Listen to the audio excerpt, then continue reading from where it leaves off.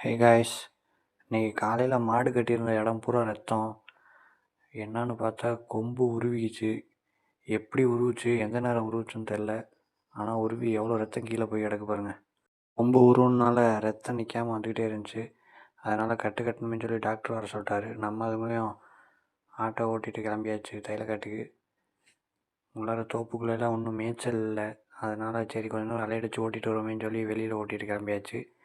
இன்றைக்கி ஆடு மாடு ரெண்டுமே நம்ம தான் பார்த்தாகணும். அப்பாவும் அம்மாவும் கொஞ்சம் வெளியில் போயிட்டாங்க. கரெக்டாக 2 மணி வரையும் மேய்ச்சி தோப்புக்குள்ளே வச்சு திடீர்னு டம்முன்னு ஒரு சவுண்டு கேட்டுச்சு. என்னன்னு பார்த்தா மேலே ஆஸ்ப்ரா சீட்லேருந்து கூலிங் சீட்டில் ஒரு ஜீவன் படுத்துருந்துச்சு கோழி ஷெட்டுக்குள்ளே. பாருங்கள் எவ்வளோ லென்த்துன்னு. நல்ல வேலை அந்த டைம் ஷெட்டுக்குள்ளே எந்த கோழியும் இல்லை. கட்டின மாட்டை அவுத்து விட்டா எங்கிட்டாவது போய் திரும்ப இடிச்சுக்கிச்சுன்னா ரத்தம் வரும்னு சொல்லி கட்டி போட்டுருந்துச்சு.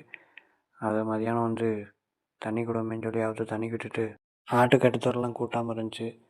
அப்புறம் அதை கூட்டுவோமேன்னு சொல்லி கூட்டிகிட்டு இருந்தேன். எப்போவும் அம்மா இருந்தாங்கன்னா அவங்க கூட்டி அள்ளிடுவாங்க. இன்றைக்கி அவங்க வெளியே போயிட்டாங்க. ஸோ அதனால் நம்ம தான் பார்த்தாகணுமேன்னு சொல்லி கூட்ட ஸ்டார்ட் பண்ணியாச்சு. நான் இன்றைக்கி கூட்டல அப்படின்னா திரும்ப அப்படியே தான் கிடக்கும். நாளைக்கோடு சேர்த்து தான் கூட்டுற மாதிரி வரும். அதனால் நம்மளே கூட்டிடுவோமேன்னு சொல்லி கூட்டி அள்ளி கூட்டிகிட்டு இன்றைக்கான டே முடிச்சாச்சு. ஓகே கைஸ், பாய்.